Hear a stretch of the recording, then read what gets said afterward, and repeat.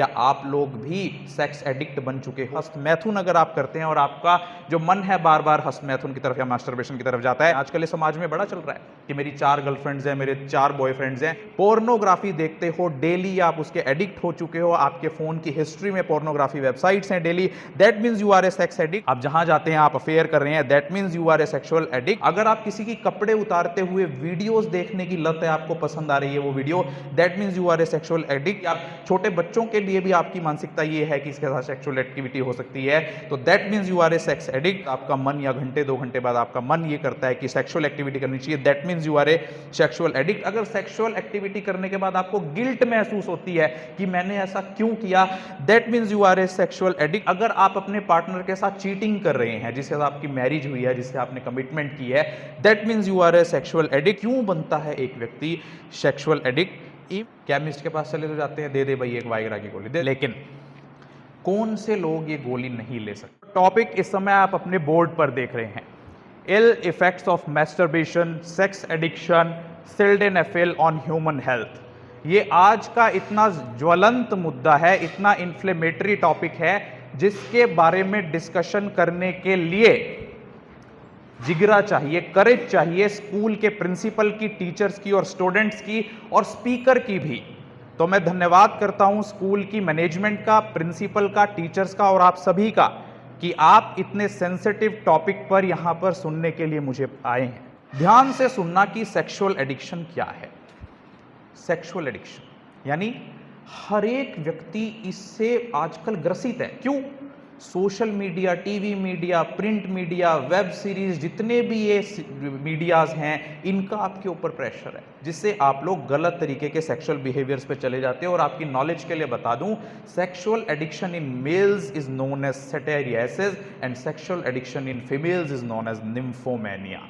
World health organisation की international classification of diseases ICD-11 में भी सेक्सुअल एडिक्शन वर्ड तो यूज नहीं किया गया है, लेकिन compulsive sexual behaviour disorder CSBD को बहुत अच्छे से डिफाइन किया गया है। और अब जरा इन सारे सिम्टम्स को देखते सुनते हुए बताना और अपने माइंड को स्कैन करना, क्या आप लोग भी सेक्स एडिक्ट बन चुके हो या आपके अंदर भी compulsive sexual behaviour disorder develop हो चुका है? Number 1, compulsive self stimulation. अगर आप लोगों के अंदर कंपल्शन है, आप लोग मैस्टरबेट करना शुरू कर चुके हैं, हस्त मैथुन अगर आप करते हैं और आपका जो मन है बार बार हस्त मैथुन की तरफ या मास्टरबेशन की तरफ जाता है, that means you have become a sex addict. अगर आप एनोनिमस अननोन लोगों के साथ सेक्सुअल कॉन्टैक्ट बनाते हो या आपके मल्टीपल सेक्सुअल पार्टनर्स हैं, आजकल इस समाज में बड़ा चल रहा है कि मेरी 4 गर्लफ्रेंड्स हैं, मेरे 4 बॉयफ्रेंड्स हैं, but if you are having multiple sexual partners just for enjoying the sexual activities, you are a sexual addict. If you are using constantly pornography, अगर आप बच्चे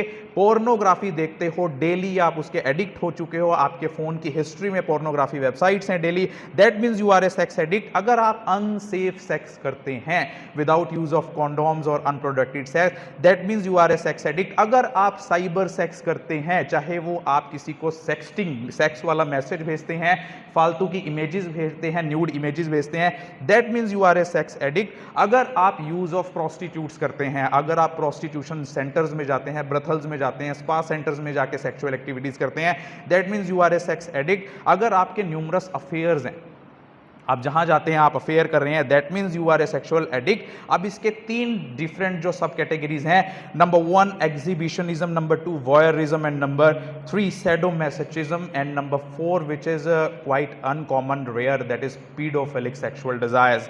एक्सिबिशनिज्म होता है जो आप देखना, जो आजकल समाज में चल रहा है, showing private parts to strangers. अगर आप अपने प्राइवेट पार्ट्स स्ट्रेंजर्स को दिखा रहे हैं, अननोन लोगों को दिखा रहे हैं through the use of the social media, that means you are a sexual addict. अगर आप वॉयरिज्म हैं, अगर आप किसी की कपड़े उतारते हुए वीडियोस देखने की लत है, आपको पसंद आ रही है वो video, that means you are a sexual addict. अगर सैडोमैसोचिज्म, अगर आपको किसी के साथ सेक्स करते हुए उसको पेन देने से प्लेजर मिल रहा है कि इसको दर्द होगा तो मुझे प्लेजर मिल रहा है, that means you are a sexual addict. अगर आपके अंदर बच्चों के लिए अट्रैक्शन है सेक्सुअल एक्टिविटीज की, आप छोटे बच्चों के लिए भी आपकी मानसिकता ये है कि इसके साथ सेक्सुअल एक्टिविटी हो सकती है, तो that means you are a sex addict. अगर आपके अंदर इनेबिलिटी है अपनी सेक्सुअल थॉट्स को कंट्रोल ना करने की, आप कंट्रोल ही नहीं कर पा रहे हैं, हर 2 मिनट 3 मिनट बाद आपका मन या घंटे 2 घंटे बाद आपका मन ये करता है कि सेक्सुअल एक्टिविटी करनी चाहिए, that means you are a sexual addict. अगर सेक्सुअल एक्टिविटी करने के बाद आपको गिल्ट महसूस होती है कि मैंने ऐसा क्यों किया,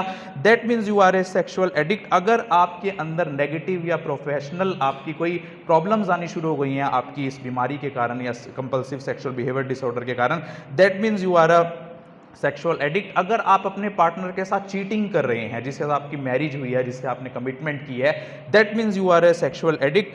अगर आप दूसरों का पीछा कर रहे हैं, किसी लड़की को अगर आप जैसे पड़ोस में कोई रहते हैं, कपल्स रहते हैं, उनको सेक्सुअल एक्टिविटी करते हुए देखना पसंद कर रहे हैं, उनके ऊपर आप नजर रख रहे हैं, that means you are a sexual addict. अगर आप ऑफिस में, वर्क प्लेस में किसी का सेक्सुअल हरासमेंट कर रहे हैं, चाहे वो स्कूल कॉलेज हो या वर्क प्लेस हो, that means you are a sexual addict. अगर आप किसी को मोलेस्ट कर रहे हैं, molestation and rape are differently explained in our Bharatiya Nyaya संहिता। इससे पहले हमारे पास इंडियन पीनल कोड होता था 1860, लेकिन भारतीय न्याय संहिता 2023 और भारतीय नागरिक सुरक्षा 2023 लागू हो चुकी है हमारे देश में 1 जुलाई 2024 से।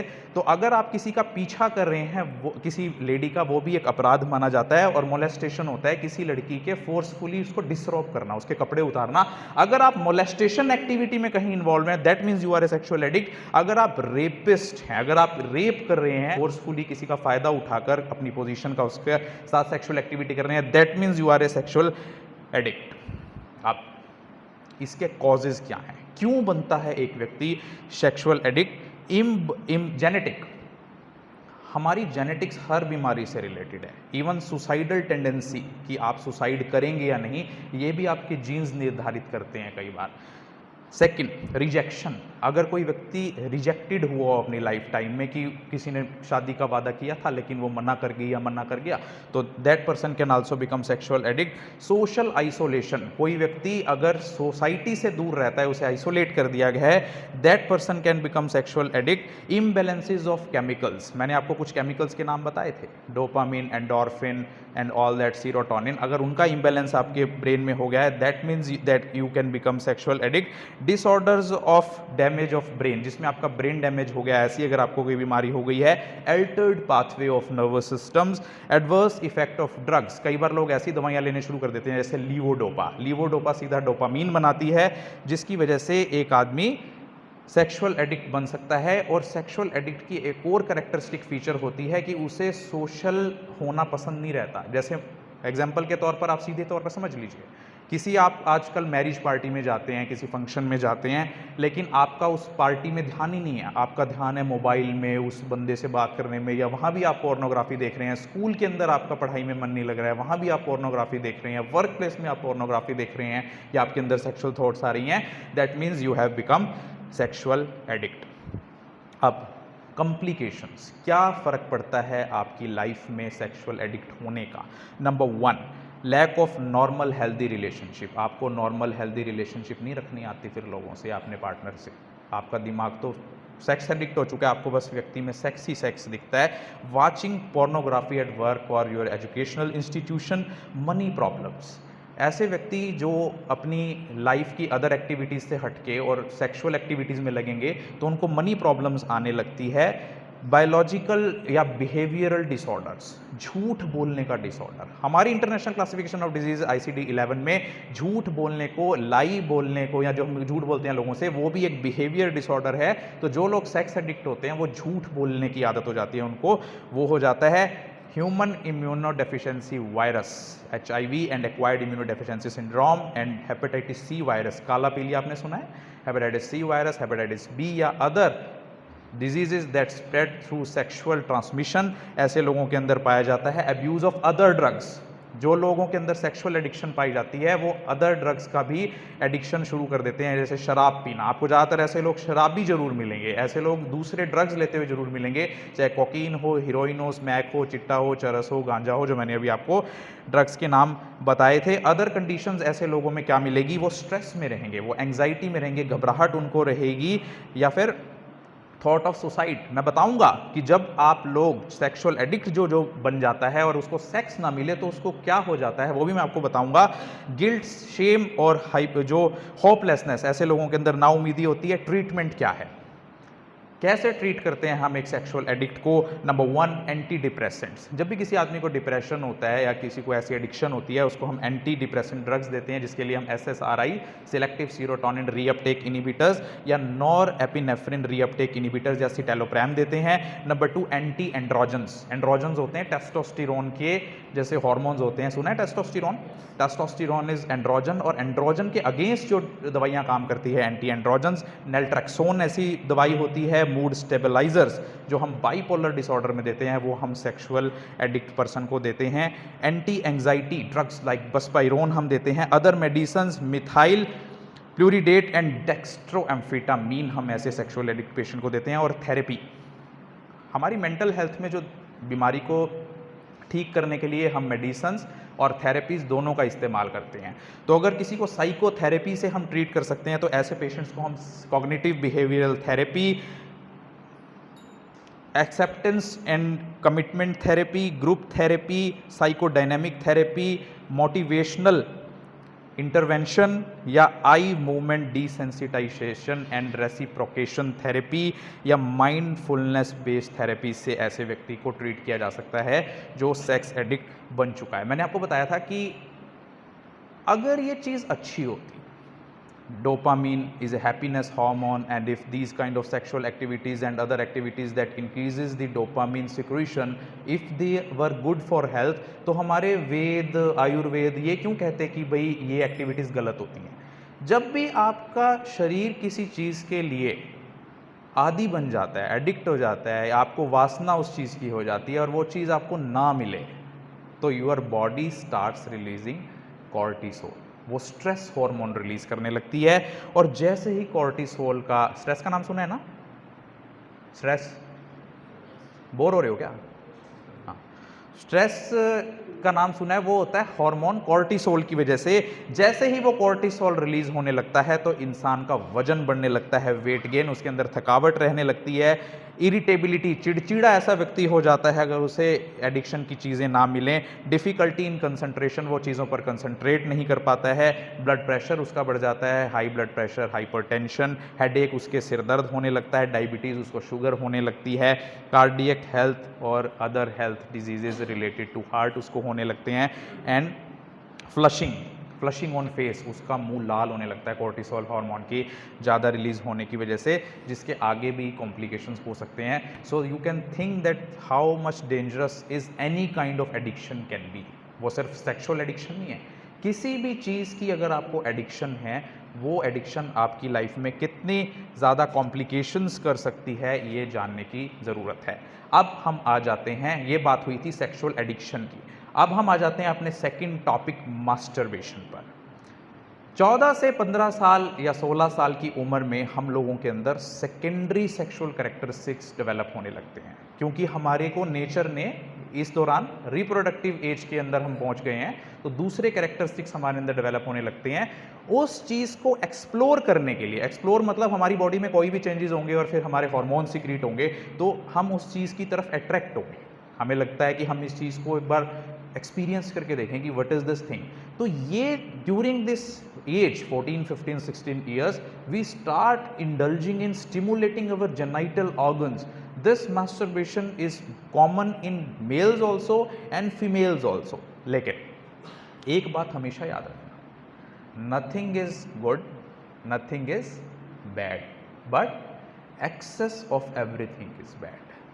तो कैसे ये मास्टरबेशन आपके दिमाग को और आपकी लाइफ को खराब कर देती है, ज़रा ध्यान से सुनना। आप जैसे ही आप मास्टरबेशन करके ऑर्गास्म को रीच करते हैं, orgasm is the highest point of stimulation of your brain, that is a pleasurable experience after this masturbation. जैसे ही आप ऑर्गास्म एक्सपीरियंस करते हैं, इतने तरह के हार्मोन्स आपकी बॉडी में सिक्रीट होते हैं। Number 1 dopamine, number 2 endorphin, number 3 oxytocin, number 4 testosterone, number 5 prolactin, number 6 serotonin, number 7 endocannabinoids, number 8 norepinephrine, noradrenaline and number 9 adrenaline.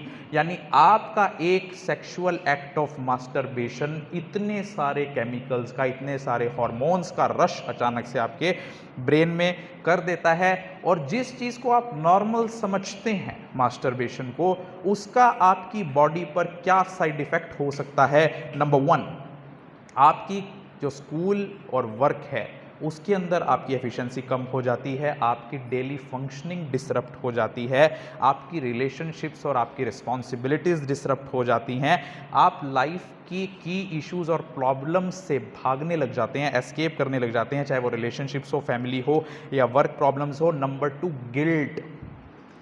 जब आप मास्टरबेशन करते हैं विदाउट एनी सेक्सुअल पार्टनर तो आपको उस मास्टरबेशन के बाद गिल्ट महसूस होती है, मैंने ऐसा क्यों किया, क्योंकि वो डोपामिन तो जब तो रश हो गया उसके आपके अंदर, ब्रेन के अंदर, लेकिन when it starts diminishing that absence of dopamine produces a feeling of guilt in you. तो आपको गिल्ट होती है। सोशल साइनेस, जितनी भी हमारे को स्टेज फियर हो रहे हैं, समाज में आते हुए हमें शर्म महसूस होती है, that is also a by product of masturbation. हमारे जो हमें शर्म महसूस होने लगी है, कॉन्फिडेंस हमारा लूज होने लगा है, लो सेल्फ एस्टीम।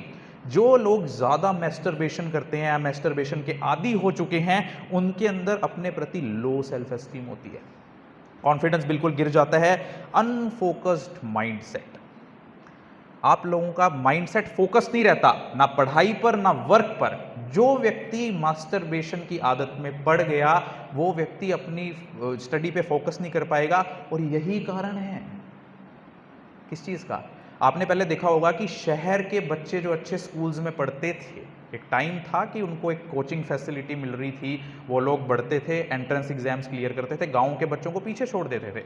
गांव वाले अपने बच्चों को बढ़िया स्कूल में पढ़ाने की कोशिश करते थे कि सारे बच्चे तो बढ़िया स्कूल के बनते हैं, आईएएस आईपीएस या डॉक्टर्स। लेकिन अब क्या हो रहा है, ये तो शहर के बच्चे जो प्राइवेट स्कूल्स में पढ़ते हैं वो तो गलत आदतों में पड़ गए।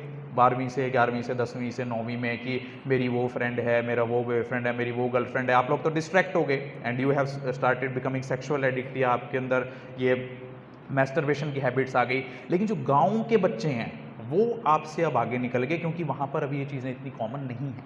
It is a problem of urban areas also.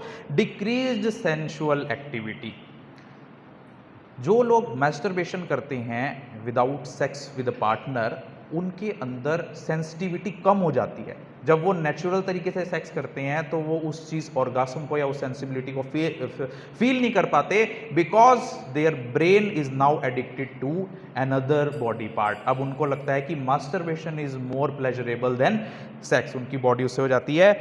Natural sex becomes less sensitive. Prostate cancer, गदूद बढ़ जाती है, आपने सुना होगा ना, गदूद बढ़ गई, गदूद का कैंसर हो गया। वैसे तो ये कंफ्यूजिंग पॉइंट है कि कई लोग कहते हैं कि मास्टरबेशन से प्रोस्टेट कैंसर का खतरा कम होता है, लेकिन 2008 में एक स्टडी हुई थी, वो कहती है कि अगर 20 से 30 साल की उम्र में कोई व्यक्ति बहुत मैस्टरबेशन कर रहा है तो उसके अंदर प्रोस्टेट कैंसर का खतरा बढ़ जाता है। स्वॉलन जेनिटल्स, आपके जो जेनिटल ऑर्गन्स हैं, पीनिस है, अगर आप मैस्टरबेशन कर रहे हैं तो क्योंकि उसके अंदर मैस्टरबेशन के टाइम पे इरेक्शन होती है, इरेक्शन के टाइम पर उसके अंदर ब्लड फ्लो बढ़ जाता है पेनिस के अंदर। अगर रिपीटेडली आप मैस्टरबेशन कर रहे हैं with pressure and with erection, तो दैट मीन्स आपकी बॉडी उस जो फ्लूइड्स, उस ब्लड में से फ्लूइड्स निकलेंगे वो पेनिस के अंदर स्किन के नीचे डिपॉजिट हो जाते हैं, जिससे swelling of penis and genital organs हो सकता है।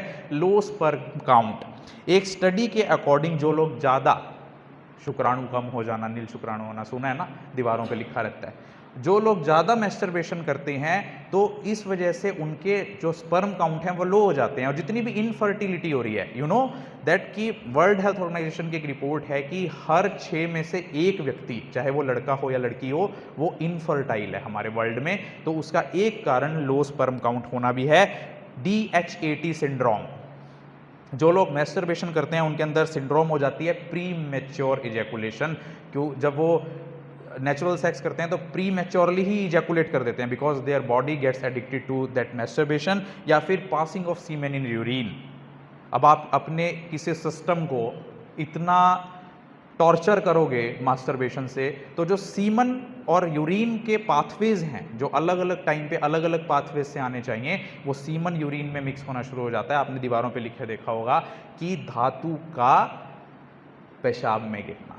And this dhatu word has come from Ayurveda because semen is considered as dhatu in Ayurveda. Nightfall problem, अगर आप मैस्टरबेशन बहुत ज़्यादा करते हैं तो नींद में होने वाले सीमन के डिस्चार्ज की प्रॉब्लम आपको बढ़ जाती है। सेक्सुअल एनहेडोनिया, सेक्सुअल एनेडोनिया होता है कि अगर आप मैस्टरबेशन बहुत ज़्यादा करते हैं, हस्त मैथुन बहुत ज़्यादा करते हैं, तो आप जब नेचुरल सेक्स करेंगे तो आप ऑर्गाज्म तक पहुंचेंगे ही नहीं, बिकॉज आपके ब्रेन को वो स्टिमुलेशन ही नहीं मिल रही, उसको तो आदत मैस्टरबेशन की हो गई है। ऐसा माना जाता है कि that causes sexual anhedonia and fatigue and tiredness. जो लोग मैस्टरबेशन ज़्यादा करते हैं उनकी जो प्रोडक्टिविटी है शरीर की और फिजिकल कैपेबिलिटी है वो टेम्परेरीली कम हो जाती है। रैश एंड रेडनेसेस, जेनाइटल ऑर्गन्स में रैशेज हो जाते हैं और रेडनेस हो जाती है।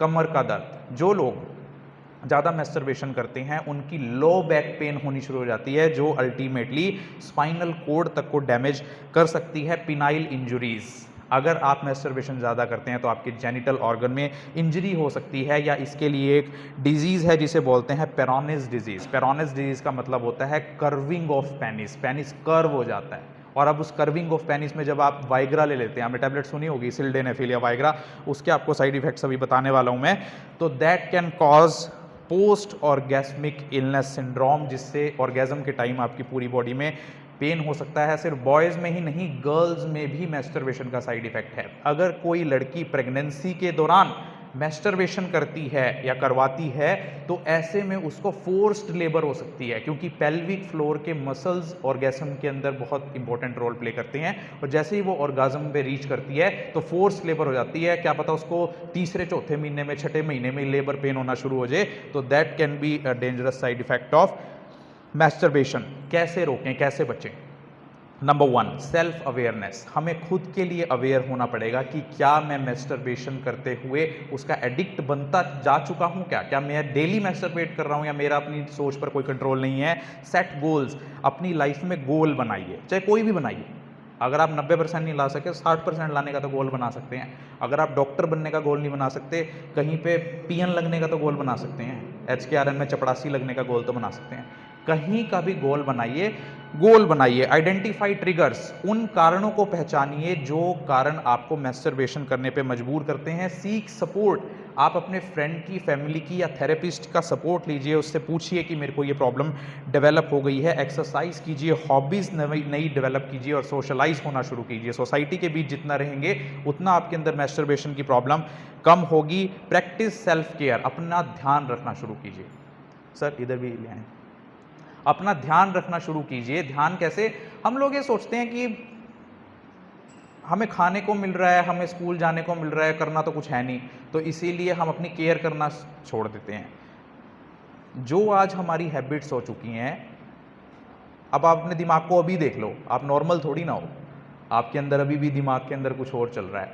तो आप सोचो कि जब आप 22-23 साल की उम्र में बन जाओगे, पहुंच जाओगे, तो आपको समाज जगह नहीं देगा।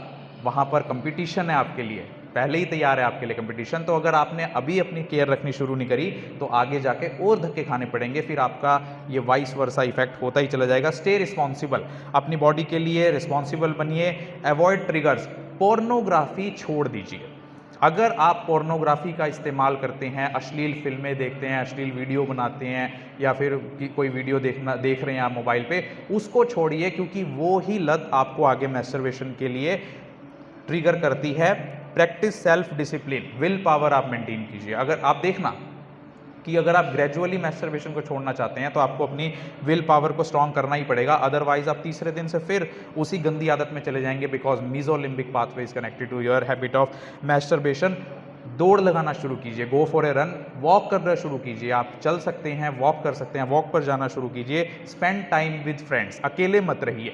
जब भी आप अकेले रहेंगे और आप मैस्टरबेशन के एडिक्ट हैं, आपके दिमाग में मैस्टरबेशन ही चलता रहेगा।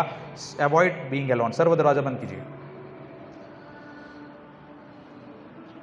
कुछ अच्छी चीज़ लिखना शुरू कीजिए, जैसे कोई जर्नल में कोई आर्टिकल लिखना शुरू कीजिए, जो अगर आपकी लाइफ स्टोरी है, अपनी डायरी लिखना शुरू कीजिए। फूड से, खाने से हम कैसे अपनी मैस्टरबेशन को या मैस्टरबेशन की आदत को ख़त्म कर सकते हैं? हेल्दी डाइट लीजिए, जिसमें fruits, vegetables, whole grains, vitamin and minerals हो। जिंक रिच फूड लीजिए। जिंक पता है, सुना है zinc? Periodic table of elements में जिंक भी एक एलिमेंट है। जिन फूड्स के अंदर जिंक ज़्यादा है वो लेना शुरू कीजिए। ऑयस्टर्स, पंपकिन सीड्स, स्पाइनेच, पालक और डार्क चॉकलेट। चॉकलेट तो पसंद होगी, तो डार्क चॉकलेट आप ज़्यादा से ज़्यादा खाया कीजिए, जिससे कि आपके टेस्टोस्टेरोन का लेवल बढ़ेगा, जो लेवल आपका बार बार मैस्टरबेशन करके कम हो गया है। ओमेगा 3 फैटी एसिड्स आप कंज्यूम करना शुरू कीजिए, जैसे फ्लैक्स सीड्स, सुने हैं flax seeds, chia seeds, flax seeds and walnuts. अखरोट तो सुने होंगे, हाँ अखरोट खाना शुरू कीजिए। हर्बल रेमेडीज में आप आयुर्वेदा से आप अश्वगंधा ले सकते हैं, जिनसेंग एक वो हर्ब है वो लेना शुरू कर सकते हैं, जिंको बिलोबा लेना शुरू कर सकते हैं, जो कि आपकी जो सेक्सुअल हेल्थ है उसको इंक्रीज करने के लिए हेल्प करेगा। कीप ड्रिंकिंग वाटर, पानी ज़्यादा से ज़्यादा पीना शुरू कीजिए, तो आपकी सेक्सुअल हेल्थ और ओवरऑल हेल्थ आपकी मेंटेन रहेगी। एक्सरसाइज से आप कैसे दूर कर सकते हैं अपनी मैस्टरबेशन की हैबिट को? कार्डियोवैस्कुलर एक्सरसाइजेस कीजिए, जिसमें walking, jogging, running, cycling, swimming, जो आपके हार्ट रेट को बढ़ाती हैं, वो आपके ब्लड सर्कुलेशन को बढ़ाएंगी, जिससे आपकी मैस्टरबेशन की हैबिट छूट जाएगी। स्ट्रेंथ ट्रेनिंग कीजिए, वेट लिफ्टिंग एक्सरसाइज कीजिए, स्क्वाट्स लगाइए, पुशअप्स लगाइए, या रेजिस्टेंस ये जो वर्कआउट्स है, बैंड वर्कआउट्स, वो कीजिए। Pelvic floor exercises, yoga exercises and mind body exercises. Meditation, ध्यान लगाना जिसे कहते हैं, कोई लगाता है ध्यान, करता है meditation? Yes, good, very good. Bore हो रहे हो क्या? कौन कह रहा है यस? कौन बोर हो रहा है? इसके बाद कोई आ ही नहीं पाया यहाँ पे। कौन कौन बोर हो रहा है? कौन कौन नहीं हो रहा? ठीक है, तो अब हम अपने नेक्स्ट टॉपिक पर बढ़ते हैं। सेक्सुअल एडिक्शन के बाद, मैस्टरबेशन के बाद हम आ जाते हैं सिल्डेनाफिल पर। आजकल इंडिया में सेल्फ मेडिकेशन का ट्रेंड बढ़ चुका है, चाहे वो बुखार की दवाई हो या फिर सेक्स की दवाई हो। हमें थोड़ा सा बुखार होता है तो हम या तो गूगल सर्च करते हैं या पास वाले केमिस्ट के पास जाके पैरासीटामोल और क्रोसिन ले आते हैं, कोई और टैबलेट ले आते हैं कि मैं बड़ा इंटेलिजेंट हूँ, मैंने बिना डॉक्टर के ये दवाई खा ली। लेकिन जब आपकी हालत बिगड़ जाती है, फिर आप सरकारी अस्पताल में आते हैं, डॉक्टर साहब मैंने अपनी दवाई खा ली है और मैंने अपनी तबीयत और बिगाड़ ली है, अब मुझे चेक करो मुझे क्या हुआ है। ऐसे ही एक रिस्क हम लेते हैं सेक्स की दवाइयों का, सिल्डेनाफिल या वाइग्रा की टैबलेट का। अभी एक केस हुआ था थोड़े टाइम पहले 2021 में कैथल में, शायद कैफ़ेज़ और होटल्स का चलन यहाँ भी बढ़ गया होगा कुरुक्षेत्र में, कि लड़का लड़की कैफ़ेज़ में जाते हैं और लड़का इस चक्कर में कि उस एंग्जाइटी होती है कि भी मैं कर पाऊंगा या नहीं, या मेरे पास यही 1 घंटा है अभी कर लूँ, तो वो एक गोली खा के चलता है सिल्डेनाफिल की या वाइग्रा की, कि मेरे को इससे इरेक्शन होगी और मैं इससे काफ़ी बार कर लूँगा 1 घंटे के अंदर अंदर, फटाफट एक गोली ले आता हूँ केमिस्ट से जाके। केमिस्ट भी बड़ा चालाक होता है, वो आपको 3-4 गोलियाँ फटाफट दे देता है, ठीक है अपना ये इससे तो ठीक रहेगा। लेकिन उस गोली के क्या साइड इफ़ेक्ट्स हो सकते हैं और उसके क्या मेडिसिनल यूसेस के लिए वो गोली बनाई गई थी, हम जानेंगे अब। सिल्डेनाफिल की सेफ डोज होती है 25 मिलीग्राम से 100 मिलीग्राम तक। अगर 25 मिलीग्राम से 100 मिलीग्राम तक सिल्डेनाफिल एक बारी में ली जाए और सेक्सुअल एक्टिविटी से 1 घंटा पहले, तो वो सेफ डोज फॉर इरेक्शन या इरेक्टाइल डिसफंक्शन के लिए होती है। अब इसके और क्या क्या फंक्शन होते हैं? पल्मोनरी हाइपरटेंशन में ये गोली दी जाती है, रेनॉल्ड्स फिनोमिनन में ये गोली दी जाती है। रेनॉल्ड्स फिनोमिनन होते हैं, कई बार आपने देखा होगा सर्दियों में हमारी उंगलियां पीली पड़ जाती हैं या उसके अंदर खून का जो दौरा है वो कम हो जाता है, ऐसे लोगों के अंदर सिल्डेनाफिल या ये वाइग्रा दिया जाता है। एल्टीट्यूड सिकनेस, अगर किसी को ऊंचाई पर जाकर पल्मोनरी एडीमा हो गया है, हाई एल्टीट्यूड पल्मोनरी एडीमा, ऐसे व्यक्ति को सिल्डेनाफिल दी जाती है। लेकिन कौन से लोग ये गोली नहीं ले सकते? अब केमिस्ट के पास चले तो जाते हैं, दे दे भाई एक वाइग्रा की गोली, दे दे एक सिल्डेनाफिल की गोली, दे दे एक इरेक्शन वाली गोली, लेकिन किसको नहीं लेनी है गोली पता ही नहीं। भाई आपको ऐसी बीमारी भी तो हो सकती है जिसके अंदर ये गोली लेनी ही नहीं, आपकी जान भी जा सकती है। नंबर 1, जिन लोगों के अंदर वाइग्रा की रिएक्शन है, सिल्डेनाफिल से एलर्जी है, वो लोग ये नहीं ले सकते। अगर कोई एंजाइना पेक्टोरिस, छाती में दर्द के लिए नाइट्रेट्स ले रहा है, वो ये गोली नहीं ले सकते। अगर किसी को दिल की, लीवर की या किडनी की कोई संबंधित बीमारी है, वो ये गोली नहीं ले सकते। अगर किसी का ब्लड प्रेशर लो है, अब आपको तो पता ही नहीं, हाई वाले को तो पता होता है, लो वाले को पता ही नहीं होता, तो अगर किसी का ब्लड प्रेशर लो है, लो ब्लड प्रेशर, हाइपोटेंशन है, वो ये गोली नहीं ले सकता। अगर किसी को आंखों से संबंधित कोई बीमारी है जैसे रेटिनाइटिस पिगमेंटोसा, वो ये गोली नहीं ले सकता। अगर किसी को ब्लड से संबंधित कोई डिसऑर्डर है जैसे सिकल सेल एनीमिया, ल्यूकीमिया और मल्टीपल माइलोमा, वो ये गोली नहीं ले सकता। अगर किसी का कर्व्ड पेनिस है, अब मास्टरबेशन का साइड इफेक्ट है कर्व्ड पेनिस होना, अब कर्व्ड पेनिस वाले ने ले ली इरेक्शन की गोली, तो उसका देखो अब क्या हाल होगा।